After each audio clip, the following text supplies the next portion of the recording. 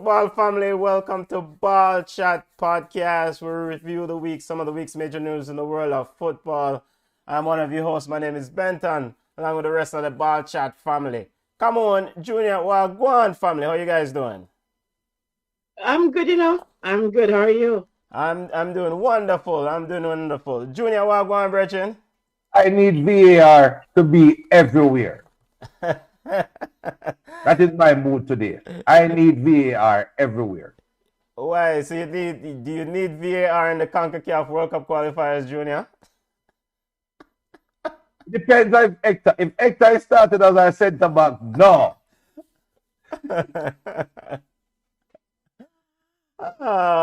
So Football Lovers Ball Chat podcast about reviewing some of the week's major news in the world of football. We're going to discuss, it's all about international football. At the start of the show, we'll discuss Jamaica Reggae Boys game against US. Get your final thoughts on that game.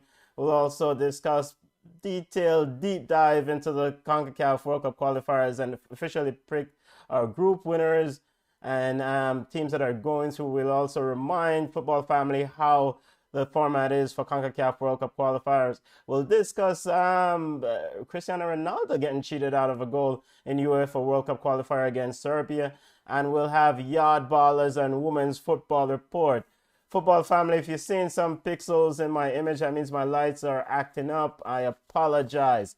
But, my audio is coming through great. I'll try to fix it as we go through the show. All right, kicking it off. If you're on the Flow Sports YouTube page, our Ball Chat Facebook page, our Ball Chat YouTube page, or join us on Twitter, you can take part in the show, join in, take part in a live and fun discussion.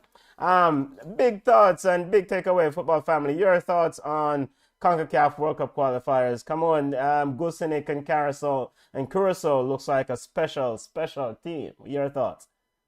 Yeah, but I mean, we are always complaining about the imported players for our side. Check out Curacao side. It was I mean, not every game is going to be Premier League or World Cup quality kind of football, but it was enjoyable. It wasn't just kick the ball down the road and then run and catch it. It was a good enough game. And I think Curacao will actually go a long way because they brought in the pieces that they will need to make the team successful. All right. So, Junior, your thoughts on Suriname is another team that, and we'll get to let's just go ahead and highlight the major results, the most recent date. Turks and Caicos, my team, my brethren, Andrew Edwards and Omar Edwards, Shavar Thomas, the entire Jamaican crew in Turks and Caicos took a beating from Nicaragua. They got 7-0. Anguilla picked up 6. Junior, your early thoughts on these games that are taking place in CONCACAF World Cup qualifiers, Road to Qatar 2022. I don't want to sound mean, but it is the status quo. I mean, I traditionally I don't see any surprises because anybody that know of Curacao know that they always have that Nicaragua always have some talent playing in at this level. Now when back then when you had the semi-final round, right before you had the semi-final round, you had the qualifiers, right? Yeah. And unfortunately, this was where we got to saw the disparity in quality amongst the teams that are trying to come up. So to me, there isn't much surprises other than I echo what Tamon said. Before it used to look like high school football. Now we see teams actually trying to play to some form of a role, some form of a style, which only speaks to CONCACAF getting better. Yeah, and maybe that's down to your liking of your big league, the Nations League. I know I was no fan of it in the early days, but it's definitely is helping the minnows, so-called air quote minnows, rise and get some football, even though a lot of these teams haven't played football in over a year or so, or look close to a year. Let's go through the groups in CONCACAF. We're going to formally predict our group winners. Just to remind football family, the way CONCACAF World Cup qualifier is laying out for 2022. In round one, you have 6 teams, 5 teams per group.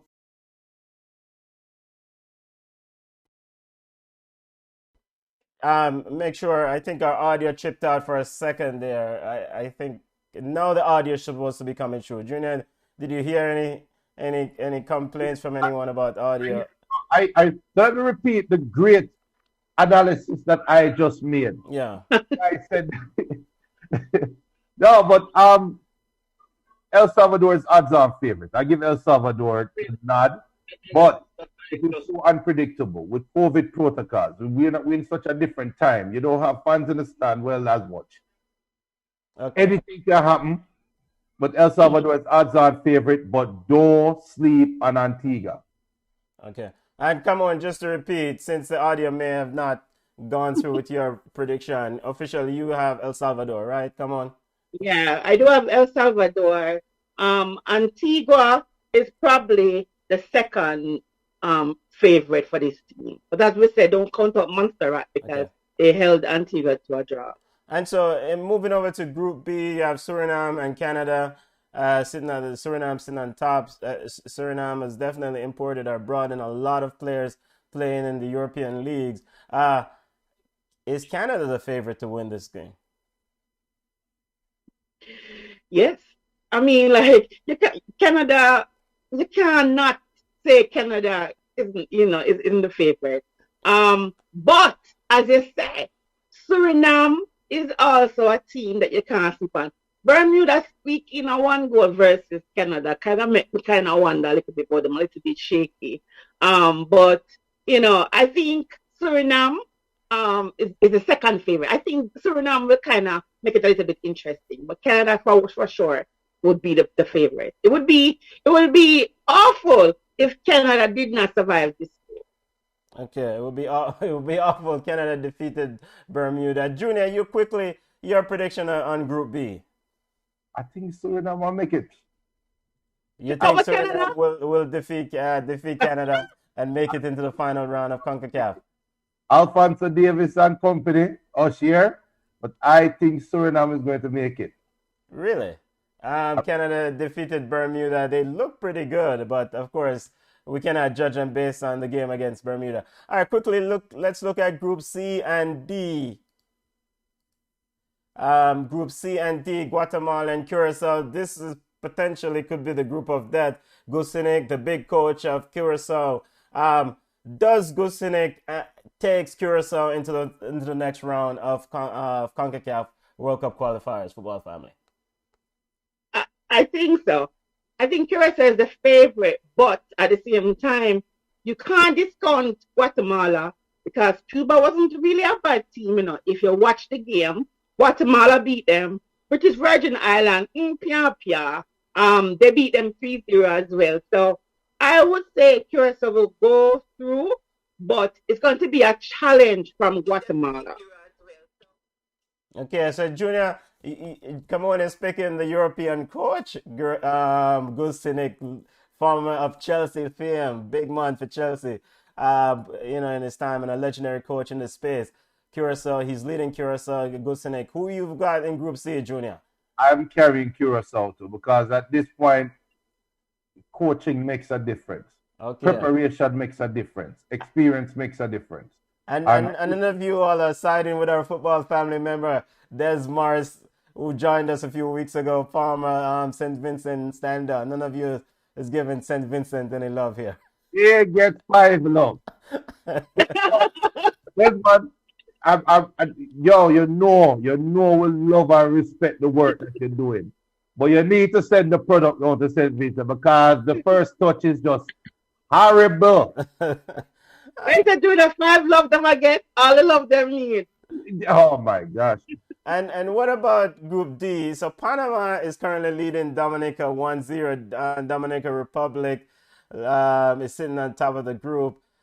Panama I think this would be the group of that, Junior. Benton. Really? I think it is because seriously, Dominican Republic, don't sleep on them. But at the same time, Panama is always one of the top teams out there. So, for Dominican Republic to be leading Panama in the group now, it speaks, even though the quality of play or the opponents for Dominican Republic was a little bit, questionable. But I think this is the group of death because Panama only beat Barbados by 1 goal. For a Yeah, dominant team like Panama, you'd have think them with a bag of Barbados, but they actually did not. So, Dominican Republic beat up Anguilla 6-0. So this I think this is the group of death. I think it's gonna be hard for Panama to advance from this group. If them slip, I think they'll slide. and Panama has a history of playing down to its competition. I think Barbados with Russell Latapi at the coach, the general Russell Latapi leading them, was very unlucky in the game against Panama. They lost that game 1-0. Panama scoring in what, the 86th minute to eke out that victory. Juna, your prediction on Group D. Do you think Panama will make it to this next round? Yeah, Okay.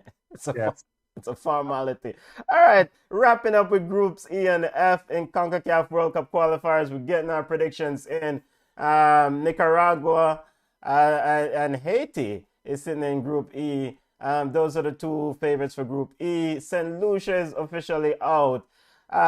We'll talk about this fiasco. Give us an overview, come on, quickly on what's going on with St. Lucia. The players were demonstrating on Tuesday for the president, Lyndon Cooper, to be out. It's official. St. Lucia is withdrew from the tournament. I hope they don't get any punishment by FIFA or CONCACAF.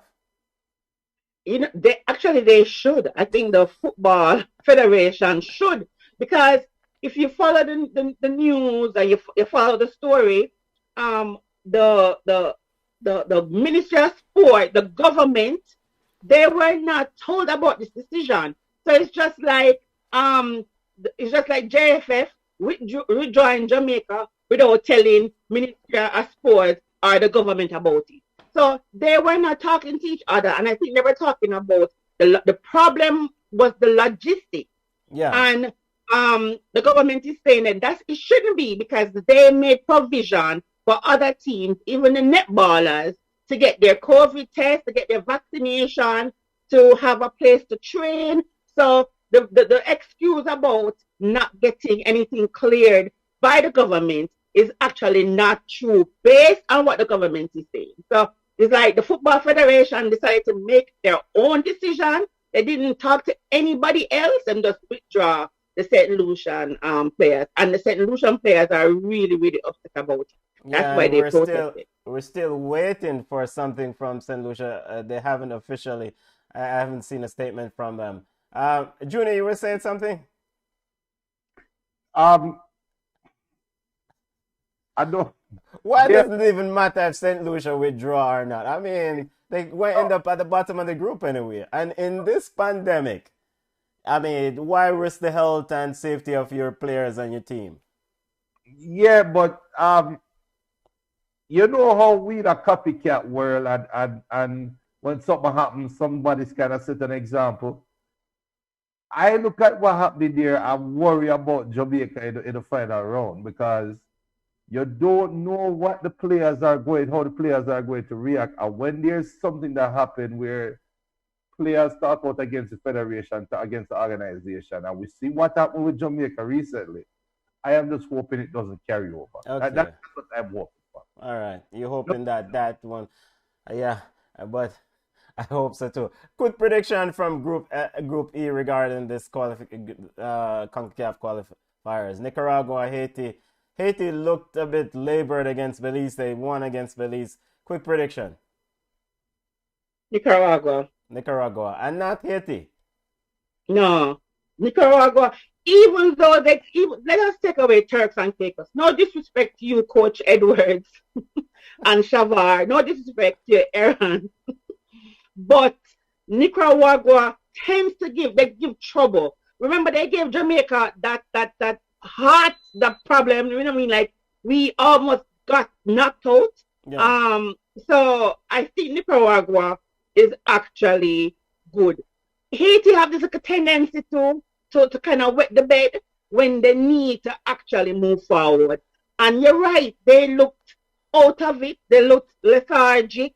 They just did not look good. And I think Nicaragua will move forward with confidence. After that 7-0 trashing, I think confidence is actually something that they'll build on. So them for me in a group here. And goal difference will play a huge role. So whenever Haiti plays Turks and Caicos, they better go in.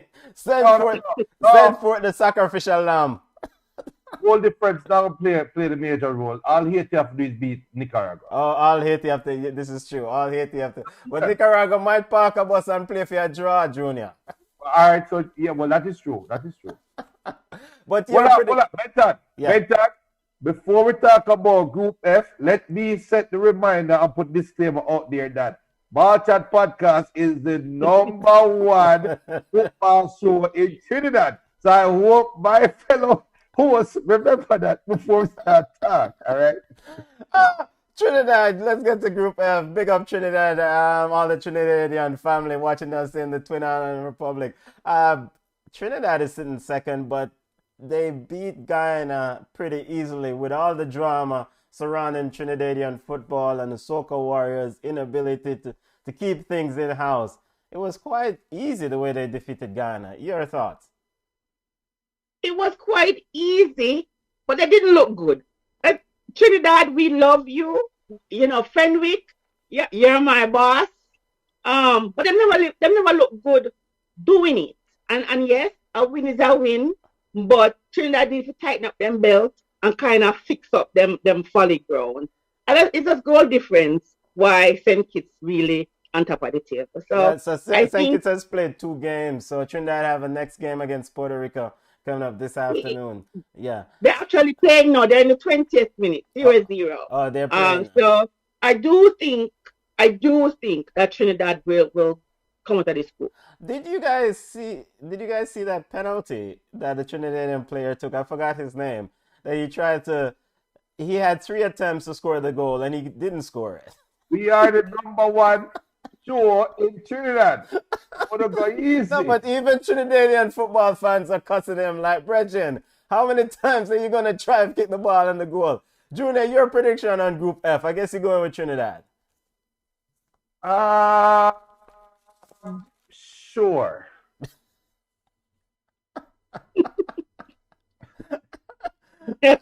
Oh, yeah, that's it. So that's it, Junior. You don't think that Trinidad? I mean, who can beat Trinidad out of this group? Sure. No. And of course, Puerto Rico. Even though they lost the St. Kitts and Nevis. Of course. All right. Continue. For that joke aside, Trinidad is way too volatile. That is why this road is going to be is closer than everybody thinks. They are way too volatile. They at any minute now they can just fall apart. So, but I think Trinidad is going to go. And big up the football family, Kelvin, Jack, apart. Kelvin, those are the words of Trinidad, of Junior, all right? Big up the assistant coach for the Soca Warriors, Kelvin Jack, of joining us on the show. And will join us coming up in a show after these after these rounds. So the big team so far from you guys' standpoint is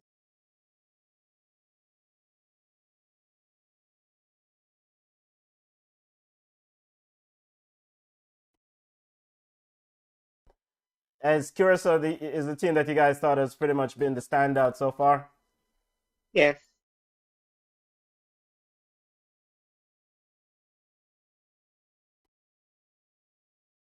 You guys don't have a problem with Gusinik coming in and running the ship as Remco joined, former Curacao coach Remco joining Canada staff?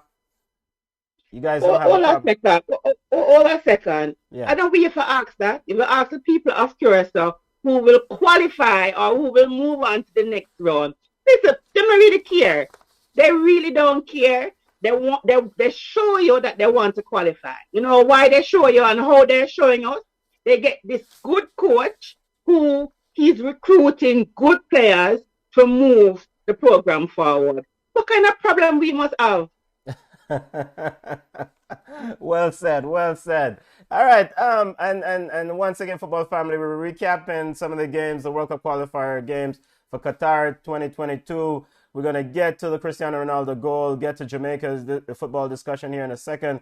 But quickly, Qatar 2022 will take place November 21st to December 18, 2022. We have 32 teams. Africa will get 5 slots.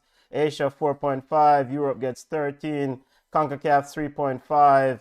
Oceania gets 0.5. And CONMEBOL gets 4.5 space. All right, let's step to this Cristiano Ronaldo goal and the lack of VAR. Your thoughts on the fact that UEFA has delayed the implementation? They've said that it's because of the pandemic, but they really cheated CR7 and Portugal a victory against Serbia. Come on. Look here, Messi is my player. The Omegas, I don't know.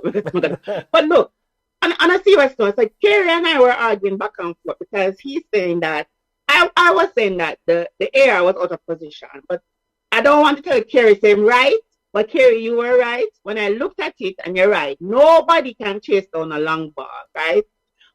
So I think it was really unfair because it was more than 5 inches across the line. It was clearly across the line, but then we have the benefit of having replay, so they don't have it, so they really need it. And to think that and I understand why Ronaldo was upset, right? So they were leading 2-1, right? Last week of the game, they never get the goal. Fine. But they had the opportunity to win, to go ahead with 3-2 instead of, getting only a point. So I understand his frustration, and I think it was really, really unfair. And I think because this happened to one of them stars, look how quick them going to address this. That they can't go on like this. I envision they probably will put it in, right? I mean, they have to. I mean, they have to. You have one of the best players in the world cheated out of a goal that could have given his team, his country, his team, the 3 points. So I mean, yes, they have to address it, and I think Portugal already wrote to them. Portugal already talked about it. They already sent in their grievance, and I think it should be looked at because that was clear robbery. That's not going to happen. They're not going to make the change this World Cup cycle. It won't. That's a next World Cup cycle change if they make it at all. Okay. And I'm sorry, come on, you're a referee. I big up to all the referees I know out there. That linesman won 3 backs, and if you look at the video, the linesman was running back. If you look at the video, he was by the goal line, but he did not want to make that call. I'm just going to say, and it's unfortunate, but it is football. We see England in the World Cup when the ball was clearly over the line. I think it was the Lampard long shot. I don't remember who they were playing in the World Cup. Argentina, I think. And it cost them. That wasn't Argentina, but it cost them a trip to the second round. Okay. And nothing happened right after that. They don't just say, "Yo, sour grapes, live with it." Oh, the shot that. Okay. I think Ronaldo was more frustrated with Portugal performance than not getting the goal. It's like the icing on the cake, like the feather that broke the camel's back, because they needed an own goal to win the last game. And then now you're coming back in now and struggling. It's almost like there's a cloud over the team. I don't know what is going on. Ronaldo is probably getting old, and this is just his reaction right now as an older baller. But I don't think, put it this way, Ronaldo was one of the biggest stars in world football. He's still regarded as a big star in world football out of respect. Messi is still regarded as a big star out of respect. But if anything happened to them right now, I don't think FIFA going to say, "Oh my God, we have to change this right now." They won't say that. If it was Mbappe, if it was Haaland, we'd be having a different conversation. But no. Yeah. I disagree. I mean, I completely disagree with Junior. Not even a little bit, but wholly. But disagree. I think they'll fix it because it happened already, happened again on to one of the biggest stars. And number two things can be true. He was frustrated with Portugal's lack of performance, and then he was also frustrated with the referee and the referee's assistant for missing that big goal. So 2 things can be true. They didn't. You're right. They never look all that great. They looked a little bit shaky, but they have to fix it. I remember, at first everybody complained, oh, we don't want VAR. It will take away from the. This is what these things are for. All right, then, forget VAR. Want to goal line technology? Yeah, Want yeah, to the watch fire on? I mean, like, those things, yes, you can miss an offside or whatever, or a foul or whatever. But for those things, right, where the AR is out of position, you as the referee is out of position because you can't see, because the body block you from the ball, so you can't see goal line technology. We see it in the English Premier League where it's a matter of inches, and to our eyes, we're like, oh my, there's no way on earth that can be a goal. But the referee put his watch and said the ball crossed the line. mhm. This would have helped. This they don't have to bring the man in the boot, Junior. But the goal line technology would be a good thing to have in a tournament of this magnitude. Yeah. So it's very poor, and I hope Cristiano Ronaldo is the person who makes the change or allows the change to happen. And UEFA released a statement saying that it's because of to kind of put in a nutshell, it's because of the pandemic why they weren't able to implement it. So let's see. But quickly, UEFA qualification to Qatar 2022. They have 10 groups, and the group winner, each group winner makes it to the directly to the World Cup. They get 13 slots as previously mentioned, and the runners up will go off in a playoff qualification to get to Qatar. But I just want to highlight Group A with Portugal and Serbia. I mean, Portugal should not have any issues winning this group, right? No, they won't. And this is going to galvanize the team too. In my opinion, this is going to galvanize them. They are going to become more focused. And I think Portugal is just too midfield heavy. And you have too much stars from other teams trying to play together. And the big dog sit down there and say, yo, I am the king. So no, there shouldn't be any They problem. shouldn't. And come on, quick, your thoughts on Group C, and the reason being Italy and Switzerland are both in Group C. As again reminders that the automatic group winners go on to Qatar 2022. Who do you think will win this? Italy seems to be getting itself together in terms of playing some decent football. Switzerland plays some decent football too. Okay. I mean, so to me, I think Switzerland will actually go through. Okay, okay. All right. And we won't predict all the European groups. We will, we already predicted the CONCACAF groups. So before we wrap up International Week football, I just want to get your thoughts on a pretty hot topic this week before we get to Jamaican football and women's football report. The US team, there's a lot of discussion about the US team. Of course, they defeated the Reggae Boys 4-1 in Austria. There are those in U.S. football circle who are saying that this team is being earmarked to win World Cup 2026, which is stateside. I want to get you guys' thoughts on that. Is this, of course, I have Gio Reyna, Weston McKennie, Tyler Adams. It's a young group of players. Is this a bit premature? A bit. No, You know you want to go first? your assessment. I mean, ultimately, they have to dream. Listen. Today, I mean, U.S. fans are a little bit obnoxious. We know this.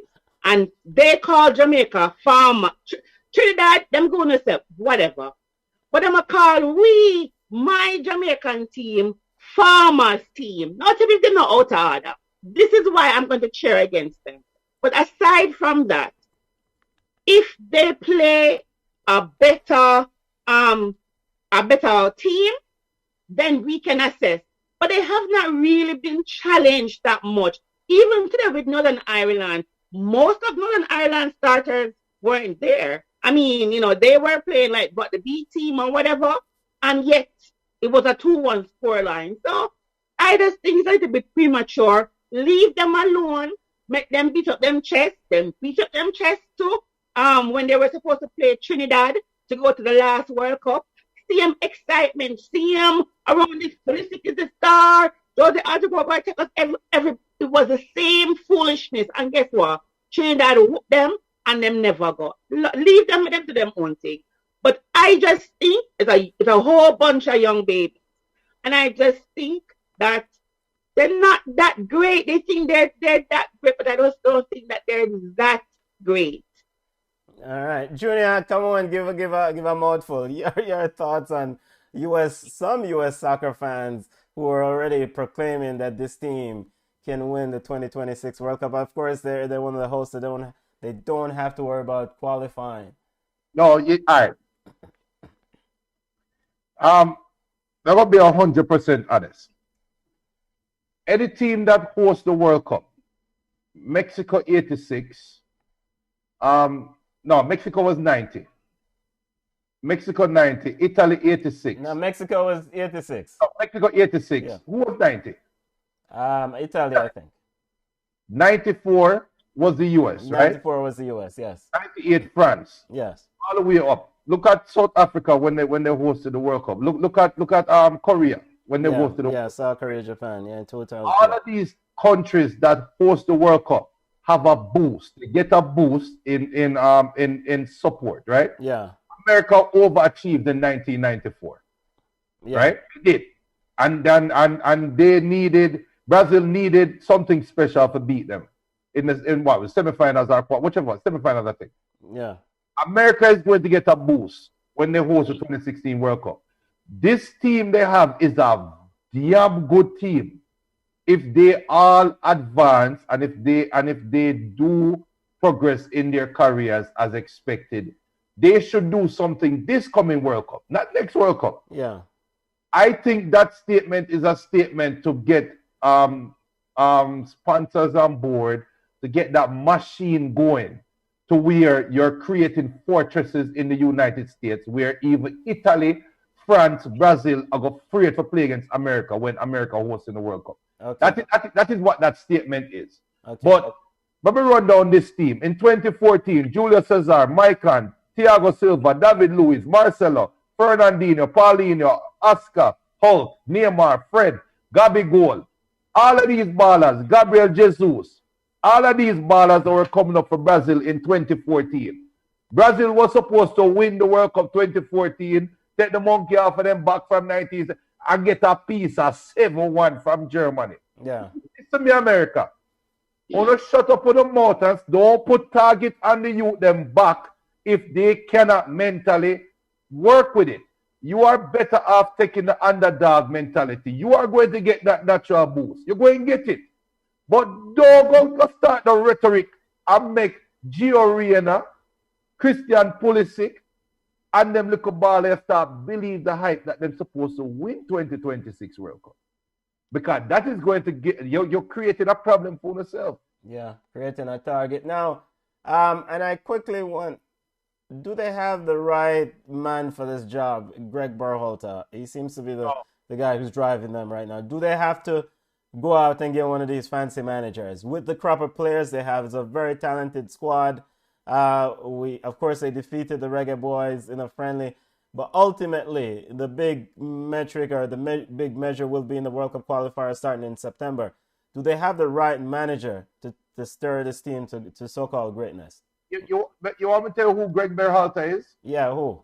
Greg Berhalter is very similar to my boy. Oh, why the name slip me now? Klinsmann. Jurgen Klinsmann. Germany. Okay. Germany. Yeah. Remember, Klinsmann changed Germany from this rudimentary, metallic type of robotic football. He changed the mentality, but he did not have what it took to take them over the edge. Mm-hmm. Needed a low to come in and put them over the top. Berhalter is there as a bridge to get these younger players to play at a certain level. And then you bring in the bigger coach who probably don't exist as yet to come and coach them in 2026.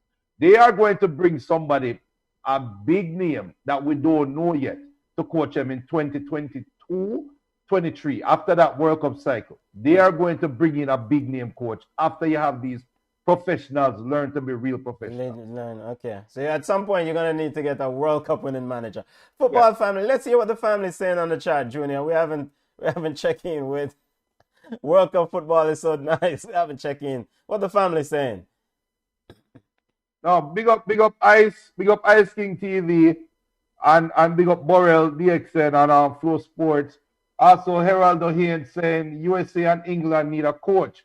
Me give US a better chance in a 2026 World Cup than England. Why, Heraldo, I don't know what you're talking about. Portugal now have a young generation of talented wealth of players. The coach path winnings and with physical defense.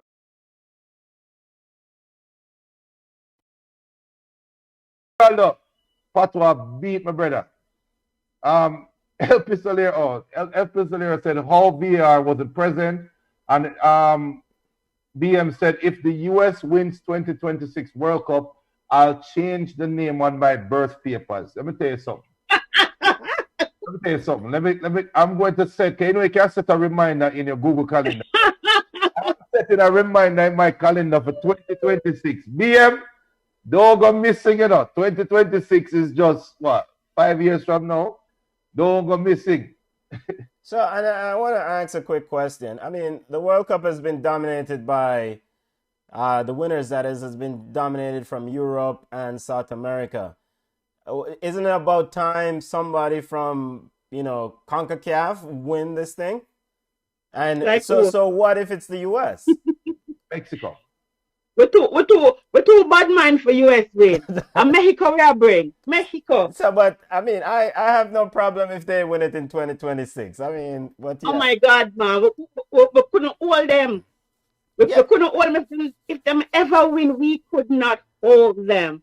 And I disagree with Junior saying that they're going to bring in a bigger coach. Even though Greg's brother is leaving the US Soccer Federation because he was a part of the setup.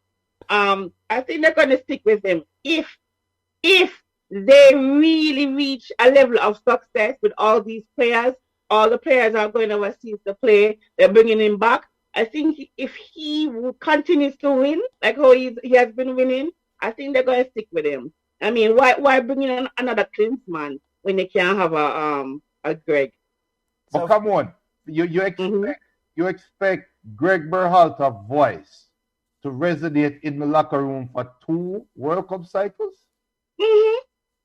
Yeah, they like him. He's an MLS coach. I mean, they know him. Most of the players know him. So listen, the key is to continue winning. Because once he stops winning, once the team stops winning, then I'm gonna rip him apart. But for now, the marriage, the honeymoon phase is a little bit behind us. They're moving into the relationship stage right now. So I think as long as he has been winning, beat up Trinidad, beat up Jamaica, beat up Northern Ireland, beat up Mexico, they'll be okay. Those are meaningless games still enough. Friendly matches, them enough. But you can't tell the fans that. The fans, I mean, like, what are they basing the winning the World Cup on? Okay. Them they're meaningless friendly to us. I mean, that's what they're using as a measuring stick. Yeah. We beat Trinidad 7, we beat Jamaica 4-1, we beat Northern Ireland 2-1. We run down Mexico, we beat them. They're using that to say, my players, Pulisic, forget that Pulisic is not starting at Chelsea, not scoring at Chelsea, not being an integral part of Chelsea Football Club. Forget that. It was all about Pulisic play. All about him. So it's like you expect them to show this excitement. For us, it's okay because Christian is not performing anywhere else. Yeah. But the USA is loving him up. He's going to save them, bring them to World Cup. We can't bring Chelsea to a top 5, but anyway, they'll be okay. We'll get to Chelsea and, well, not even Chelsea. We don't have no time for Chelsea today. Ramon said USA can't beat Mexico right now, and that is true. And I'm going to go out and say this. USA will struggle to beat Jamaica's best 11 in a meaningful game on US side. They are going to struggle. And I am curious to see when Gio Reyna got travel in got National Stadium. I am curious to see how Gio Reyna react when him go Mexico, go Azteca, when the Mexican man run him down. So these are the things that we don't know how they're going to react. We know they are young players. We know them talented. I am curious to see what going to happen to Serginho Des when they make a big run and one of them wild Costa Rican come through and clean him up. That is what me want to say. And a Barcelona this, and a Messi you run with. I am curious to see what Pulisic, what going to happen to Pulisic when him kick a one shot and the ball go wide and him drop him head. So before we start anoint this American team, they are talented. A very good, strong, talented team. But I don't see that striker that is going to cause havoc in Concacaf right now. Yeah. And I don't see that difference. As a restaurant Premier League football, you want the man them experience, you know. You talk about take a man foot. But come on. I understand what you're saying. I think they're like princesses. You know, they're so, you know, they're in their comfort zone. And I understand what you're saying. Because El Salvador, where the fans are there, I mean, how do you do it? Do you see a desk or a arena as one of those commons? Remember when them threw the glasses from London Donovan and you pick it up and put it on? I mean, you know, would these players be at that level? I don't understand what you're saying. The national stadium is no fortress. With nobody not afraid to beat me. One time, with more than what I tell you, say people afraid to come to Jamaica come play at the national stadium. It's not that anymore. But to go to Mexico, go to El Salvador, even Panama, Costa Rica, I don't know if they can. Even Nicaragua is a little bit challenging. I understand what you're saying. I am not anointing them. I think they're a good enough team. I don't think they're good enough to get rid of, because right now they might push Jose Osborne to the side. They might need him because, as I said, we don't see that striker where we think is all that. But you know, good for them. We don't see that Alexis Lalas type defender where everybody hate, but is one brother with no him can step up and play against any. I think that's what they're missing, that US steel. That's why I don't think Berhalter going to coach them in 2026. I think they're going to struggle to qualify for the World Cup. Really do. I think they are a very good team, but playing in CONCACAF is a different element. And when you have them money now, we're going to leave Germany or leave Dortmund. We're going to leave the confines of Chelsea, leave the confines of London, and then fly, come to Kingston, and then them money have got to turn on AC themselves. It sounds degrading. It sounds like I'm disrespecting a third world country, but I am not. This is the reality that some of these players are going to face. And where's the motivation for them to say, yo, I'm going to come and play my best? I agree. I mean, the beauty about World Cup qualifiers is, especially in South America, Central America, is what you get when you travel away. And so for this U.S. team, the real test is when they go on the road. Honduras, Costa Rica, those places where my brethren said piss get tossed on it at them. So, and fans spitting at them. So that's the real test. They're a talented bunch of players, but until they go on the road in those hostile environments and survive, I think it's premature to elevate them to such status. Before we step away from international football, quickly, just pivoting from the U.S., what's next for the Reggae Boys? Come on. Is there any friendlies? Of course, we lost to the U.S. Is there any friendlies? Coach Tappa Whitmore spoke about he would like to get this group of players back together, to paraphrase his statement quickly. Is there anything in the line and the plannings as we get ready for Gold Cup and, most importantly, World Cup qualifiers? I have not heard about any other fixtures, any friendlies, but I think Tappa has said in an interview that he was pleased with the team. He acknowledged that, you know, it was lack of chemistry. The training, they only had one training session. And he did say that he would bring back some of the players that played in the friendly. So I haven't heard anything about what's going to happen, like another friendly that's coming up. But I think Tappa is okay with the group that he has. Yeah, expand the group. And also, one other question, do we know anything about the players I think there were a couple of players that tested positive in Austria, if I'm not mistaken. Do those players stay in Austria? If so, and what is the plan for them to return back to their clubs? JFF is kind of secretive. I haven't heard anything about the players who are COVID, but you would think that they can't travel, so they would have to actually stay. I mean, when you're COVID positive, they don't allow you to travel. So I mean, they must be there. Yeah, yeah. Hey, Ramon is asking, come on, were you impressed by the English boys versus USA? Benton, I know you're going to that question, probably, but just putting it out there that Ramon is asking that question. Yeah, go ahead, come on. For some players, I mean, as a team, at some point we kind of look disjointed. But as I said, we can't really base it off one game and one training session, right? So we definitely saw individual talent. We said Palmer was good, Lowe was good, Pinnock was good. Um, what's his name? Tilt, I think his name was. I wasn't sold on Curtis Tilt, I think his name is. I wasn't really sold on him.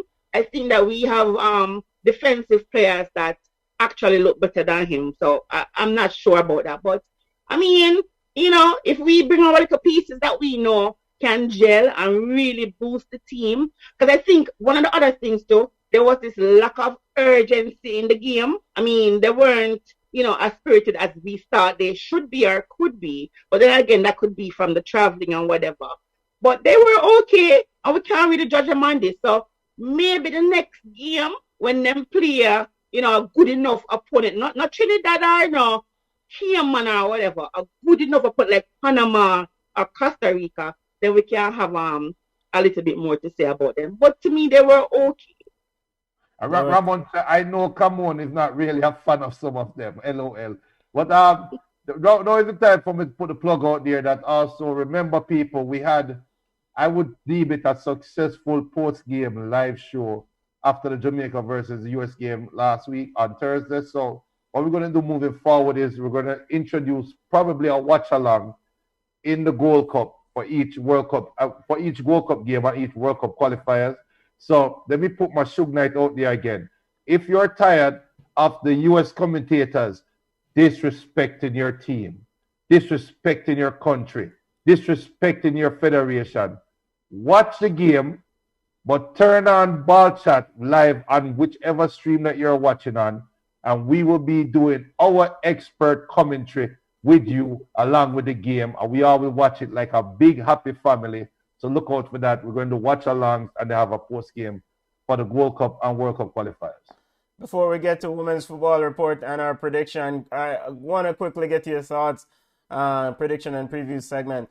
I want to quickly get your thoughts on President of the JFF, Michael Ricketts, was in Austria, and in an interview with Paul McKinnons of The Guardian, Mr. Ricketts said, we want the best. This is why they turn into the English talent. Your thoughts on this we want the best statement, and why does Michael Ricketts, President JFF, need to attend this game in Austria? Isn't that for a financially strapped organization, money that can be used other places unless in PM on where? Come on. Mix me now. PM on where? That's what this now. No, but all right. Listen, No, sorry, come on. Everywhere.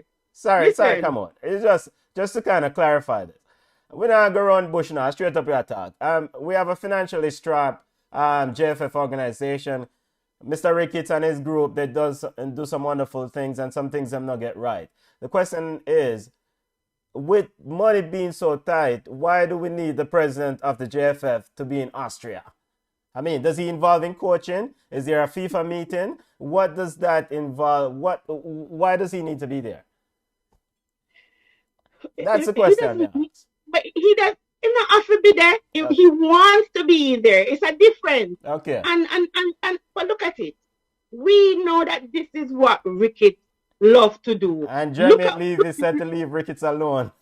But look on France. Look on when the women put him under there, for all the time.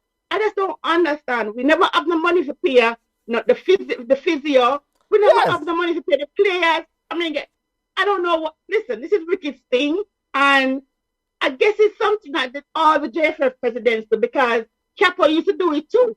Everywhere he would go as well. So maybe no contract, maybe no Ricketts contract that the JFF president needs to go to every meaningless friendly just to oversee or just to make sure that Tapper don't get in trouble. It is so ridiculous. And guess what? Everybody should want the best, right? So Yes. I have no problem with him saying that the JFF is looking for the best. We want the best 11. We don't care where them come from. We don't care if they don't know the national anthem. We don't busy them never got Jamaica before in them life. We don't care, right? That's how we see. We want the best 11. But I don't understand why Ricky after just insert himself all the time. You know what? We should be happy is Wickets and not win. Because win more than a giant church. Okay. You guys are not fair. Junior, sorry, before you chime in quickly, just to probably clarify, Junior, before you chime in, it's not just my President Ricketts, but previous JFF president. Why we keep wasting money with an entourage and people who don't need to be there? Go ahead, Junior. Sorry. No, you guys are not being fair. The thing is, you need representatives at the federation to travel with the team to attract better players. So if Ricketts are at JFF delegation wasn't there, we'll answer, oh, JFF hide for the beating of America and get Jamaica. That would have been the rhetoric. Probably not from us, but by some people. So Ricketts and company is in a no-win situation. He can't win because he can't win for trying, for going there and showing him support. He can't win if him stay back and people say, oh, you're afraid of COVID while you're sending out the money for catch COVID. And you're not even put... Junior Tapinai. Benton. No, let's just hear him out. Let's just hear him out. Let's just hear him out. But that's with this pleasure. Of the line of your argument. Let's just hear him out. Go ahead, Junior. No idea. We have no idea if Ricketts taking a connecting flight from over there to Jamaica. We have no idea. He might be talking to somebody named Gray in a Germany in a connecting flight. Okay. All right. So fair enough. So Junior, your position that it might be a work-related trip or a marketing trip. Hey, well, I open my expenses. But Junior, so 1 second. So you are saying that the JFF president is, in your opinion, seems to be scouting. Is that what you're saying? I wouldn't be surprised if that is the goal. Okay. All right then. So okay, then, and then no, the thing say Ricketts is going to show his face, so we can get what? More friendlies, what? Jersey, contract, what is it? What you think that's what he's doing? It's not working. Everywhere the reggae boys go, Ricketts go. What do we have to show for it? We don't have a jersey deal. What? We don't have a jersey deal. We're still in the red. The players them still complain about money. And guess what happened? I don't even think Ricketts them have a big say in getting those players. You know who I think over there did the work? The ex-player them, the West Morgan them, the Mariappa them. Those are the players over there talking to these players. I don't think Ricketts is doing that. All right. And yes, Benton, we always have to say, Ricketts don't need to go everywhere because if we are strapped, you will reduce the size of the delegation and save the money. Yeah, that's. I'm curious to know where money kind of tight. Junior, final thoughts, final statement, Junior. I mean, you didn't answer Camon's question. What do we get out of all of them things here? What they're showing that you are a serious delegation. Yeah, but you have a head of delegation in Mr. Gaynor who led the delegation to Austria. When I saw the list of the names who are leading the delegation, Mr. Ricketts wasn't included. Yeah, you hear me? A work trip. You hear me? It's like how we want JFF for forward. Mr. Ricketts, if you are going to visit some European country, go visit the European country and tell people like we for move up and go. Not on the JFF dime. Listen, hey, look here. Listen to me. I am your cousin, right? Every week I call you to borrow money from you. But on that is a Thursday evening because I need to get paid on a Friday. So me I call you from Thursday night for borrow the money from you a week time. Come Saturday night, you see me go on Facebook or Instagram live. I light fire and I throw NSC. So I empty NSC in the fire. Next week, I call you again, ask for the money again. What do you say to me? You know what it will have been cheaper for do? Tell you for forward with me, come and we'll drink some NSC. Mr. Ricketts, berated. Yo, the one passport and your passport now stamp up. After some people, fly go over there, go eat some, what they eat over there? Haggis and shepherd's pie and them thing there. You know why hear about the experience. You want experience. Yo, I side with Ricketts. Mr. Ricketts, forward with them. Me, hey. Then you can't let Ricketts and company cannot complain about not having the money to pay the players. Then they won't have the funds on their side. They won't have the funds to say, Mr. Ricketts, what you are offering to the players are not reasonable. The players are making reasonable demands. Then Ricketts can't get reap on his side because you have the money. Listen, we never complain and say the ticket probably costs $1,000. Because me, you know, it's not on a back in fly, right? So imagine, you ever tell me, say, you can't save that money, put it one side? Come on now, Junior. Go ahead, Junior.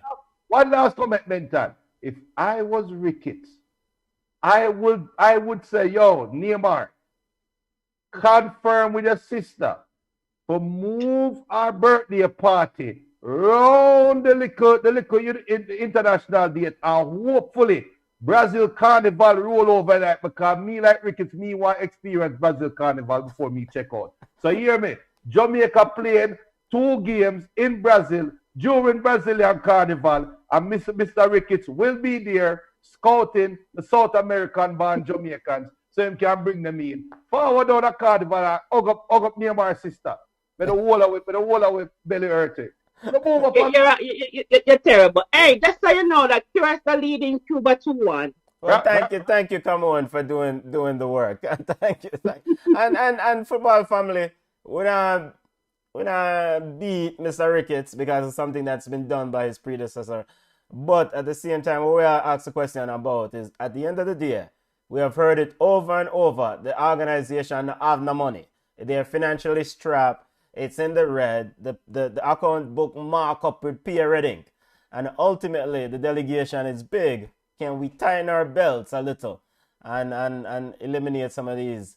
Some brethren say, wow, waste travels. All right, let's get to women's football report quickly before we do our preview and prediction segment and get set up for club football coming down this week. Coach Khadij Fishley, how you doing, family? I'm good enough. I'm good. Things been going all right. All right, bless up yourself. Before you start, I must attest and admit that Leon look like a bug side. I mean, I don't necessarily think they're going to win anything big this year because the team is centered around Leon ladies, that is centered around Renard, and this team look done. Your thoughts? I mean, I said this a couple of weeks ago. They haven't really rebuilt in a significant manner. So they were outplayed last week. Outplayed, and it's by the grace of God why they got that penalty and were able to score. But looking into it, come the next game is supposed to be pretty interesting because PSG has everything to fight for, and they need to score at least 2 to go through. So let's see what happens. Yeah, let's get to the Women's Champions League as you brought it up. They're playing, so Chelsea play Wolfsburg this week in the second leg. That's a doozy. And PSG versus Lyon, that's also pretty tight. You think the other 2 ties are pretty much over? Well, I don't want to say yes for the Man City Barcelona game because the Man City that I saw play earlier in the week, it's not the Man City I know. So it's 3 goals, and I don't know. Let's see what happens. Something might happen, but it will be hard because Barcelona pretty much outplayed Man City for the entire for the entire game. At no point in time did you think that Man City would get into it. So let's see if the coach changes his game plan and try and attack Barcelona with some effort. Okay, and the big striker, Hermoso of Barca ladies is the big fancy scorer. Chelsea quickly. Chelsea's in a tight little match with Wolfsburg. Your thoughts? They go to Budapest for the second leg. I know I was bringing Chelsea to win everything, but I honestly don't know how we came through that game with a win. Yeah. That was a crazy game to me. We should have been 3 or 4-0 down before halftime. But I guess it's testament to the team. They were resolute in defense and they took their chances, because that chance from Sam Kerr, that was a very tight angle. Yes. And not many would have given her would have said that she would have scored that. Yeah, testament to the team, our wastefulness for Wolfsburg. Wolfsburg could use harder in front of goal the other day. It's a bit of both. It's a bit of both. If you can't beat them, you buy them off. That is the Chelsea mantra. It has been successful to us over the last decade, so why mess with a winning formula? Yeah, but I don't think so. Wolfsburg beaten all this time for the last few years in the Champions League. When that was successful at that last decade.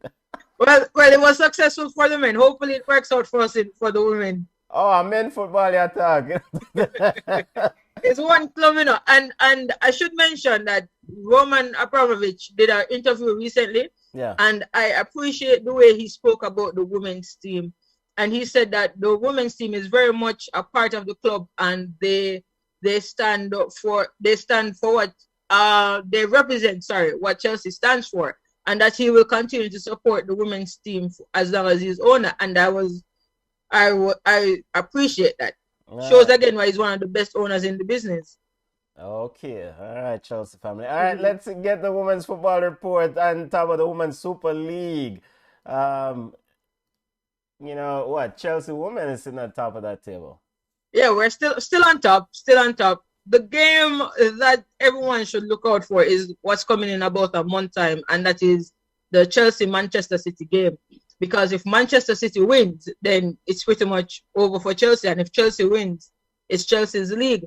And I'm looking forward to that game. It's just a month away, so I'm looking forward to it. I should also let you know that the Manchester United women's team made history for being the first women's team to play at Old Trafford, and they were able to grace Old Trafford with a win. You know, something it comes and goes at times for the men's team, but they were able to they outplayed West Ham, and they were 2 goals to the good. So why did they never play the Manchester derby at Old Trafford and not West Ham? Those games have already gone. So, but I remember because last West Ham a season, beating stick. West Ham ladies is a beating stick. Actually, you know, they're not usually. Okay. They usually give the top teams a fight, but I don't know. This season, I didn't expect them to be in last place. Okay. Honestly. All right. What else is going on in women's football?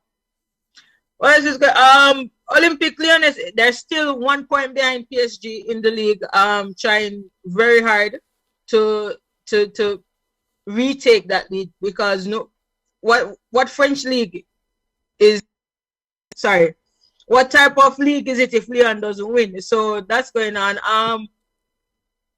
Last I remember, Roma, which has our own Alison Swaby, they're on a good run. They beat Juventus recently, and no one gave them a chance to beat Juventus. They played an interesting game between them and Inter, where they came out 4-3 winners with some very good games. And I think I tweeted you guys one of the goals as well. Yes. So yeah, Alison Swaby is doing well in Roma, but of course Juventus is still on top in that league.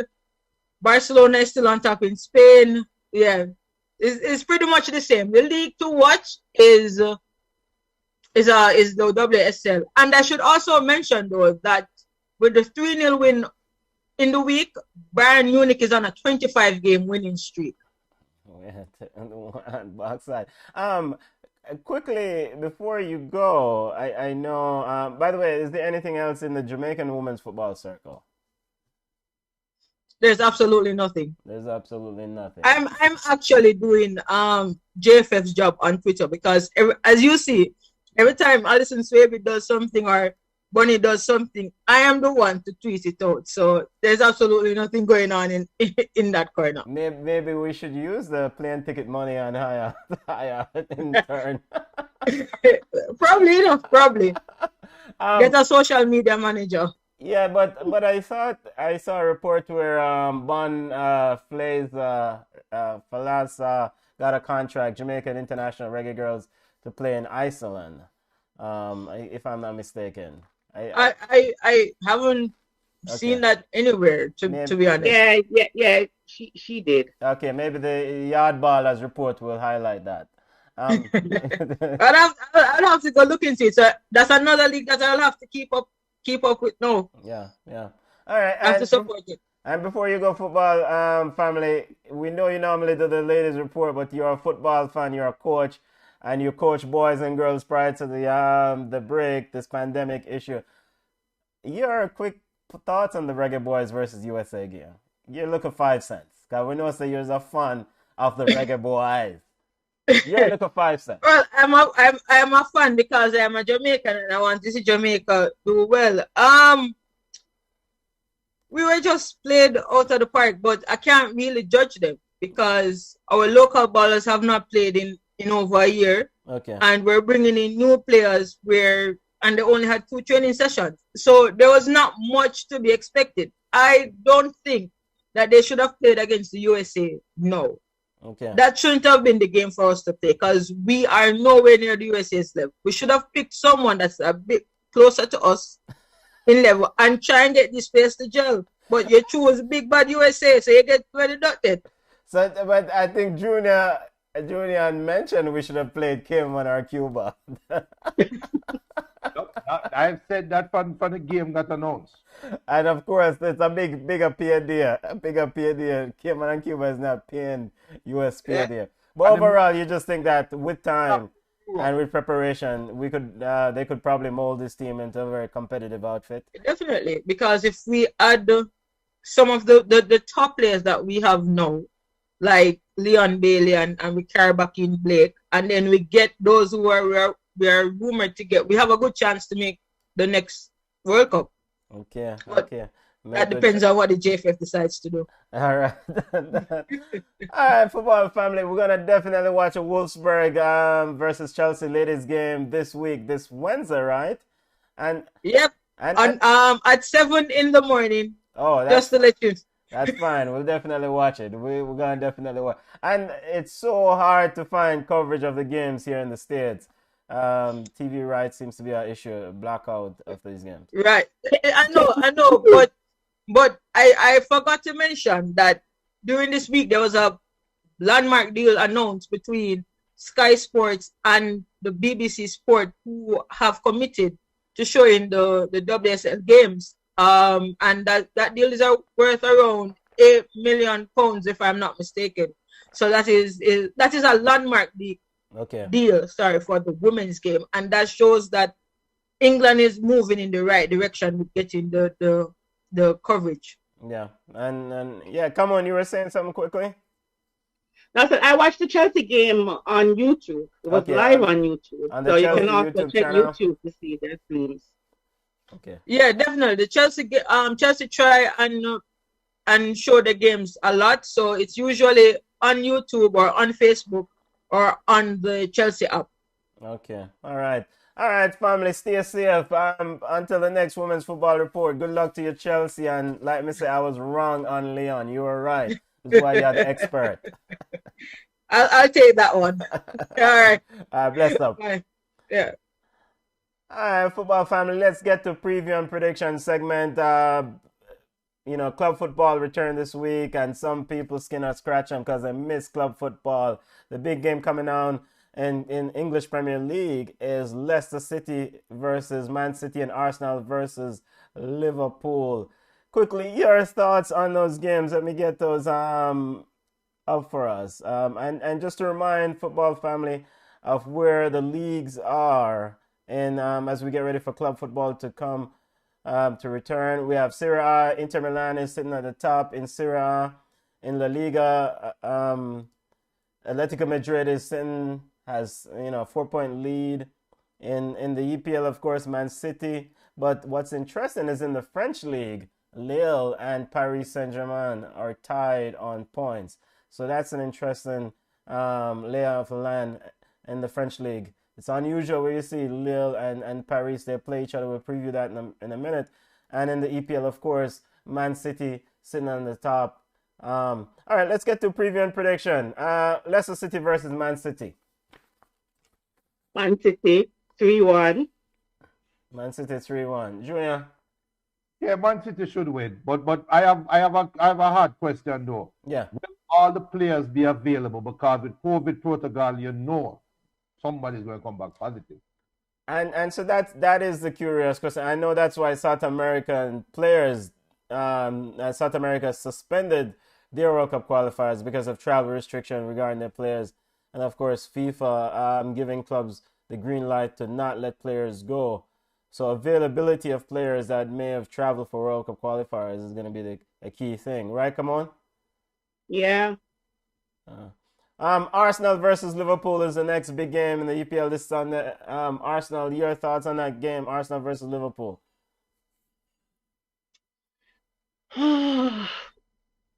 Boy, that one is rough. Two little butter team. I'm going to give it to Liverpool. Barely squeaking out a 2-1 victory over Arsenal. I go give it to Arsenal because Arteta had nothing to do for the last week but sit down and play that game in his head consistently for 7-8 days straight. I think Arteta is going to come up with a plan to stifle Liverpool. Well, and Klopp has not done the same. Klopp don't have enough. The Sunday have time to stand out too. I've never seen Liverpool come out and play different football. We've seen Arsenal come out and play different. And the next big game, Bayern Munich versus RB Leipzig in the German league. Bayern Munich is leading, but RB Leipzig sitting in second place. But Bayern Munich, it should be the brakes off them, right? I don't know about brakes. Maybe a spark plug, but yes, I think Bayern will beat them. I agree. Yeah, I agree. And the interesting game for me is this PSG versus Lille game. Both teams sitting at the top. Lille has overachieved. I mean, I can see Lille being very physical with PSG in this game and make their life very miserable. I think PSG will. You know what? No. Let me say it's going to be a tie. Junior? I can see Mbappe and company just being annoyed that they are playing a top of the table clash this late in the season and beat the living daylights out of Lille. I think PSG is going to send a message. I think Pochettino, one of his skills is getting his team ready to send a message when they should win a game. And that's going to happen. I really think so. Yeah, and so one of the things that PSG struggled with, they struggled against Monaco. They lost to Monaco when Monaco parked the bus against them. I mean, I envision that Lille would probably do the same thing. I mean, you don't expect Lille to do that? No, and with these games, it's not about technical ability, it's not about preparation. The reality is, does PSG want to win this game? That's what the game going to boil down to. Because they are better. Yeah, and I think Poch is a coach. He's not Tuchel. Poch knows how to beat a team that he should beat. And with all the spotlight coming on this game, motivation is high. Yeah, huge game in the French league because this potentially could be a title decider. Both teams sitting on top, tied on points. PSG has a much superior goal difference, of course. Quickly, before we get to Yard Ballers report, Peter Bosz, another big news that occurred this week. Peter Bosz is out. Leon Bailey is getting a new manager. Rudy Voller and company decided to let Peter go. Your thoughts on this sacking? I mean, it's nothing new. The team's not performing. They think they need a change. So who they going to get rid of? The players on the pitch? The coach will have to go. But they were So leaving the Bundesliga a few weeks ago, right? yeah, and that's the issue. I mean, they've kind of fallen off, and I think they wanted a change. They want to play Champions League football, and now it's a struggle for them. So, I mean, I don't think they didn't win the last game. I think it was the last 1-0, I think it was. Yeah, they lost. Yeah. So, I mean, it's just time for a change. They saw that it worked for Bayern Munich, so they're trying. Mönchengladbach is doing the same. They are doing the same thing. So they have to get a change in the coaching staff to allow Bayern to just kind of try to do something. Yeah, Junior, quickly chime in before we get to Yardballers report, and I want to get your thoughts on Mönchengladbach quickly before we get to Yardball. Go ahead, Junior. Let me just correct your comment about Liam Bailey. Liam Bailey was going to get a new coach next season anyway. Okay. But apart from that, Bayer, you're not Munich. You're Leverkusen. So stop with the foolishness. You are where you are because that's where you deserve to be. You're not going to be any higher. So stop with the foolishness, man. Quickly, another quick point. Mönchengladbach is without a coach being announced for next season. Xabi Alonso, formerly of Liverpool and Real Madrid legend or great, was linked to the job according to Fabrizio Romano. And then Xabi Alonso decided to extend his Sociedad B contract for another year. Is it weird that Mönchengladbach cannot even attract Xabi Alonso? Not necessarily. I mean, what if he doesn't want to live? I mean, it's different culture, different everything. What if he does not want to go there? Maybe it's a good enough club, but maybe he just doesn't want to go there. It just says something to me that he would rather coach the B side at Sociedad than take on the helm of Mönchengladbach. Yeah. Man, I want to learn a new language. Junior, quickly, your thoughts. Yardballers time before we go to Yardballers. You want to ask about a league we've done already. All right, Yardballers, guys. Junior don't have no time for talk about Xabi Alonso and Mönchengladbach. Come on, Yardballers.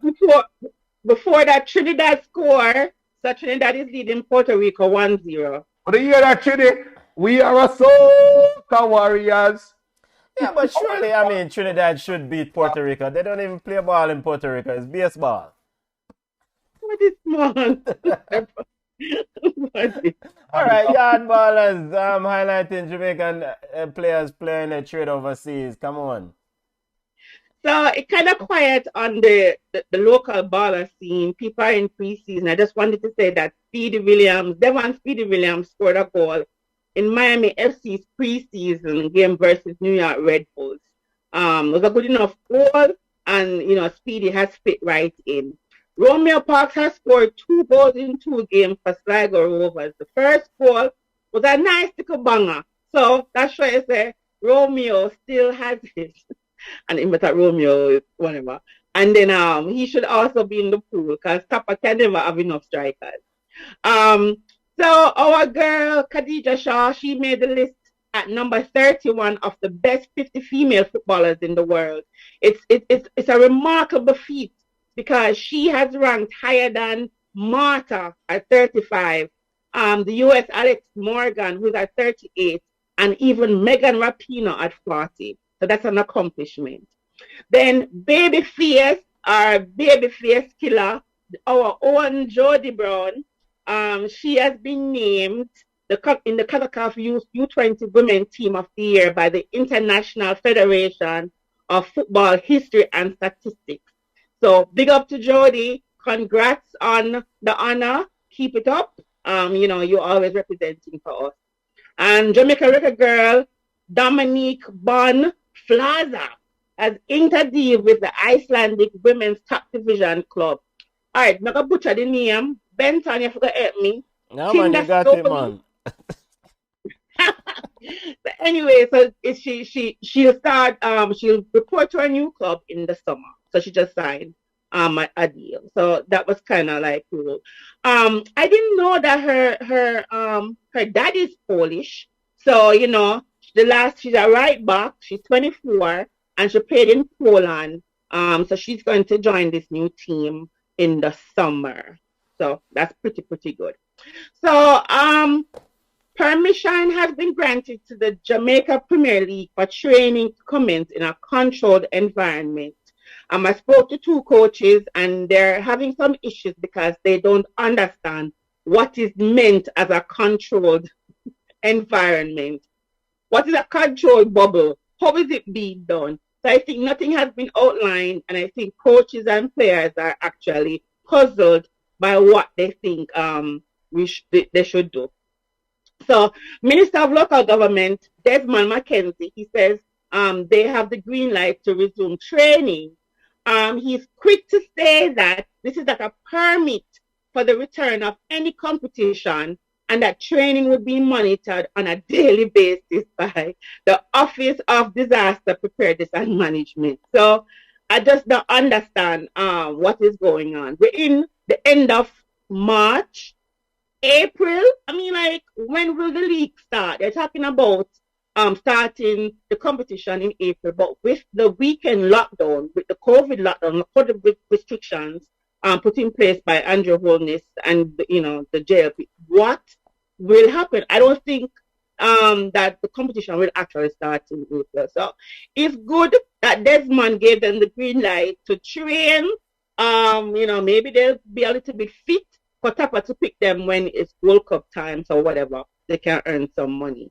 But green light is only given for training and they'll watch it and then they will see what will happen. So on March 25th, the chairman of the Professional Football League, who's Christopher Williams, he said that they're giving themselves 6 more days. Because remember that they had said that there was a deadline, but that they needed to get the information from the government to find out what they need to do to start back the league. He says that they're giving themselves 6 more days to continue discussions with the local health authorities to see when they will start the Premier League. He says that the board took this decision and that they need to, have the discussion so they can find out what the future of the league will look like. And they don't have a date, but he says, he has secured Digicel as the presenting sponsor with a 3-year deal worth $200 million. And then Sportsmax will be the broadcast partner for the next 3 seasons. So, he's working behind the scenes, getting things set up, but we just don't have a start date for the Jamaica Premier League. So I just think this season is a wash. If somebody can tell us something different, but I just don't think it's going to work. And that's my roundup for Yard Ballers. Yeah, respect, family. I mean, I guess with the new COVID restriction, it's probably hard. So they're waiting for the government to define the control environment for practice? No, I guess because the coaches that I spoke to, they're saying that they don't understand what they mean by a controlled environment. So, maybe they have not gotten clear directives. Maybe Desmond thinks that they understand that everything needs to be, sanitized and everybody's come together. But I think there's nothing formal because if there was something formal, coaches would not be wondering what is it that they actually need to do. Okay, all right. Junior, any final thoughts before we step away, family? We were, Mr. Ricketts, if you're listening, what else a joke with you, I don't want anybody to say that, Ballchat is trying to suck up or anything, but let me just put it out there again that we are a football family. Ballchat Podcast is a football family. We come on every week. I do remember we were on during the COVID lockdown. We were on the whole year, right? We made some changes within the show to accommodate the COVID restrictions, just to show you how much we care about football and care about the development of football, especially in our country. So tell on a friend, tell on the family members, and I know some people really love football. Join the fun. We are on every platform. We have audio recordings that goes up, and Ball Chat is going to go places. And you guys are part of something very special from early that years from now. You're going to look back and say, I remember when Ball Chat was like a dibby dibby show and blah, blah, blah. Look how them fancy now. So look out for it, people. We're going to take off. Junior, it sounds like you got a text message from someone. What up, man? I mean, I get text Management text Junior for clean up the language. Excuse me. I'm sorry. Before Junior blood pressure go up, Yeah. Puerto Rico equalized. So it's 1-1. So Puerto Rico equalized with Trinidad. Yeah, give me 30 seconds of ranting. So my question is this, because I've talked to a couple of footballers as well. There's no income. I want to know, with all the sponsorship, all the money coming in, is it possible that the Jamaica Premier League could do like a care package to the players, even to give them a portion of the salary, because what's happening is not their fault, right? So a lot of them are struggling mentally and physically. They're struggling. So I hope the Premier League is actually putting something together to help them, and the JFF can work with the Premier League, forgive some of the debt them with them have, and just use the money and help some of the players them, because trust me, some are really, really struggling.